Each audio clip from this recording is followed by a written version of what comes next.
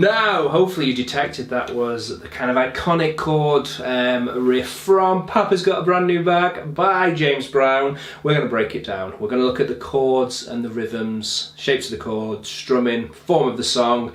Let's jump in. Okay, Papa's Got a Brand New Bag. We only need 3 chords. E9, A7, and B7. Now, we start with the E9 for most of the tune, so let's break that down first of all. E9 is a dominant chord. You might know E7 or A7 maybe, or B7. They're dominant chords. This is an E dominant 9 chord, but we abbreviate it down to just E9. Now, second finger goes on the 7th fret of the A. First finger goes on the 6th fret of the D. And the third finger goes across 3 strings, the 7 on the G, 7 on the B, 7 on the E. That's an E9 chord. Now the root note is on the A string. So you can move that chord around and play different dominant 9 chords. So the 5th fret will be D9, 7th fret is E9. It's really common in funky styles, that dominant 9 chord.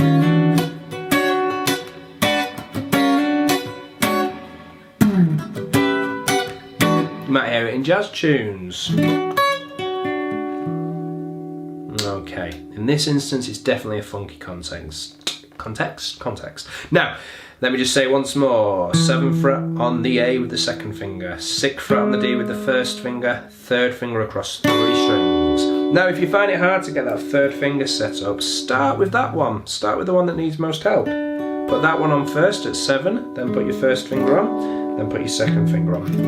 Now, we don't want to hit the low E string. We could get away with it E9.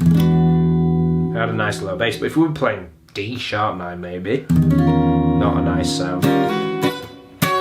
Okay, so we've got 7 on the A, 6 on the D, 7 on the G, B and E. Now, that's our E9. We'll come and tell ourselves what we need to do with that in a bit. Let's look at the next chord in the progression we're going to play. A7. Now we might know A7 down here, but in this funky context where we might be playing in a band with a trumpet player, maybe trombone, saxophones, maybe more than one of each of them, we need to condense our voice in the fragment of the chord and the notes we're going to play. So we come up with this. 7 on the D with the 2nd finger, 6 on the G with the 1st finger, 8 on the B with the 3rd finger, and we just hit those 3 strings. That's A7. And then B7 is the third and final chord we need, and it's the same as A7 moved up 2 frets. 9 on the D with the 2nd finger, 8 on the G with the 1st finger, 10 on the B with the 3rd finger. That's B7. The root note there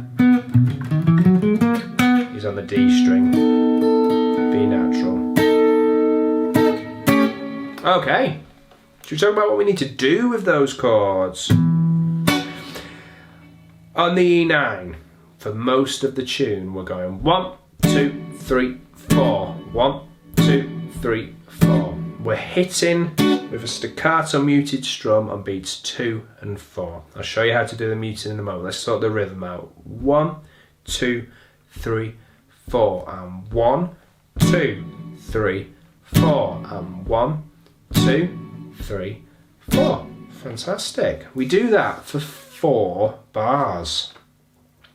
We're following an E blues form, so it's 4 bars of E, 2 bars of A,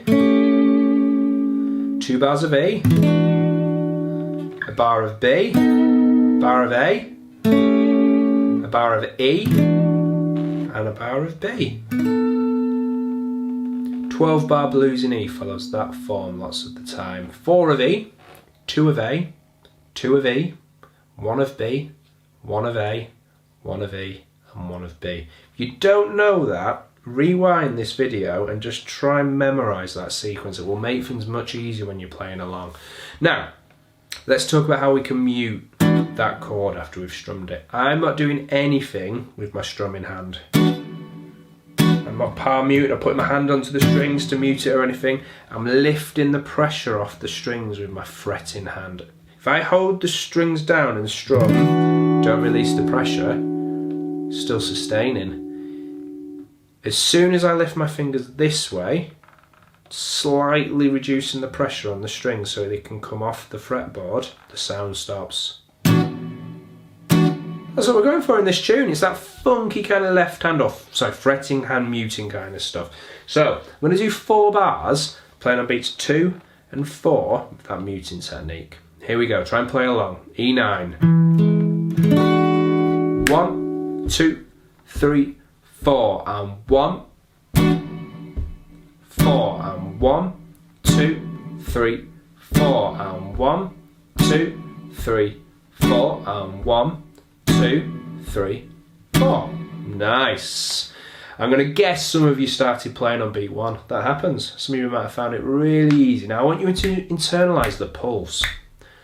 That 1, 2, 3, 4 and 1, 2, 3, 4.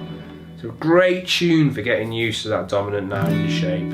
James Brown used it in lots of his songs. Think I Feel Good?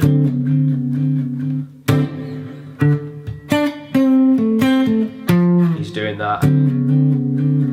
Horns are doing that. That's a D9, G9 and A9. I digress. Let's come back to Papa's Got a Brand New Bag. So E9, 4 bars with strums on beats 2 and 4. Let's try it once more. We're going to go to the A7 after 4 bars and do the same rhythm, so it's going to be that thing. We're not possibly all going to execute that together, but let's set ourselves the challenge of doing 4 bars of E9, 2 bars of A7. Okay, here we go. 1, 2, 3, go. And 1, 2, 3, 4, and 1, 2, 3, 4, and 1, 2, 3, 4, and 1, 2, and 3, 4, and 1, 2, 3, 4, and 1, 2, 3, 4. 6 bars through the 12 bar form for this section. Then we go back to E9, same again. 1, 2, 3, 4, and 1, 2, 3, 4. The strumming has just been down so far on beats 2 and 4. 1, down, down, down. Try and keep track of what bar you're on in your head. I'm kind of going E9, 2, 3, 4, bar 2, bar 3, bar 4, A7,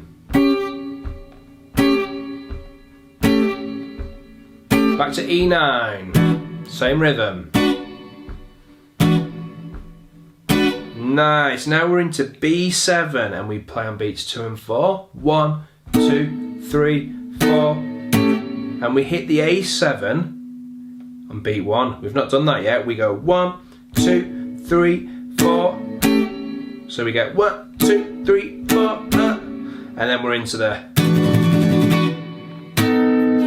kind of iconic thing. Okay, just going to reiterate the form once again. The main bulk of the song is E9 for 4 bars, A7 for 2 bars, E9 for 2 bars, B7 for 1, A7 for 1, E9 for 1, B7 for 1. That's 12 bars. 4 E's, 2 A's, an E and another E. B, A, E, B. Do you know what? I reckon you're incredibly intelligent and capable of memorising that. Try your very best to do that, yeah? Okay, let's play up to there. And then we'll break down how that happens. Okay, here we go. E9, 4 times on the 2s and 4s. 1, 2, 1, 2, 3, 4, and 1.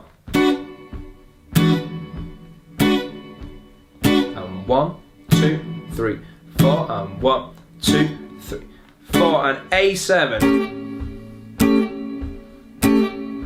and E9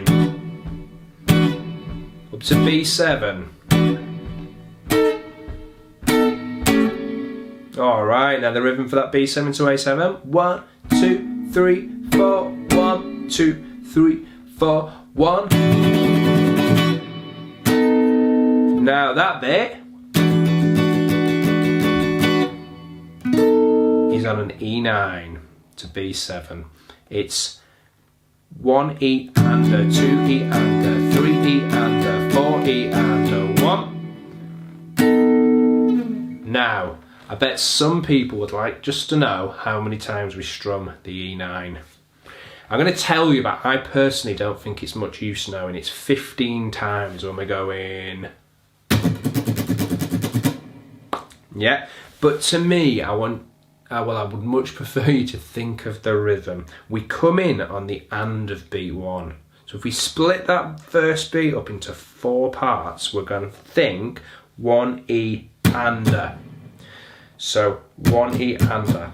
That's how we feel this semi-quaver rhythm we're dealing with for this 1 E and a, 2 E and a, 3 E and a, 4 E and a. Once we start strumming, all but one of the strums are the same length. It's 1 E and a, 2 E and a, 3 E and a, 4 E and a, 1, and then B7. The last strum is a little bit longer, it's a quaver. So I'll break that down again. We've gone 1, 2, 3, 4.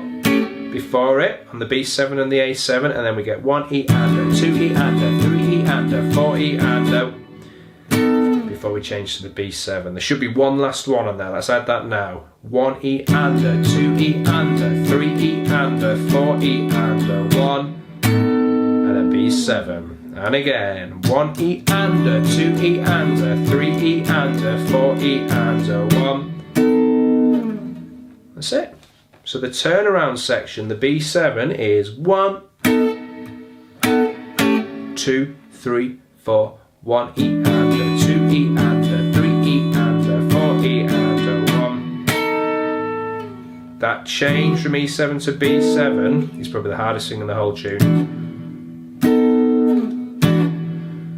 Do a few reps of that. 1. Okay. Now these are semi-quavers. We can split beats up into 4 notes or 4 attacks, and we get 1 E and a, 2 E and a, 3 E and a, 4 E and a. I've just laid the backs of my fingers over the strings just to mute them, and I can practice that down, up, down, up, down, up, down, up. 1 E and a, 2 E and a, 3 E and a, 4 E and a, 1. We're playing 1 E and a, 2 E and a, 3 E and a, 4 E and a, 1, and then into the B7. Okay, that's the main 12-bar progression we need for this song. Let me sort out the form for you. The very first chord we actually play is B7. We get 2, 3, 4, 1, 2, 3, 4, 1. Then we're into E9. We strum that B7 and the rest of the band are making that noise. The horns together and the keys and stuff, and the bass are going 1, 2, 3, 4, 5, 6, 7, 8 and 1. And then we're into our form we just spoke about. E9 for 4 bars. Beats 2 and 4. A7. Ooh. E9. And then it's our turnaround. 1, 2, 3, 4, 1, 2, 3, 4, 1. And we repeat that whole thing 2 times. Once we've done it twice, there's a middle 8. Not uncommon for pop songs, people. We just set on the E9 for 8 bars. 1, 2, 3, 4.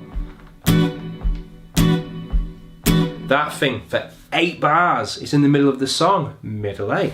Then back in with the 12-bar form we just did. 4 bars of A, 2 bars of A, 2 bars of A, B, A, and then we finish off just scooching, mooching, grooving around the E9, and it just fades out on that one. Cool! I hope that makes sense. It's such a great discipline to be able to just stick on these kind of simple patterns. You get the same, like I said, in I Feel Good in James Brown. What's the other one I always think of?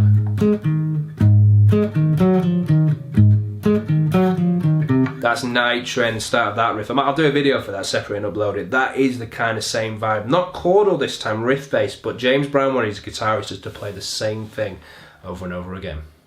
Enjoy.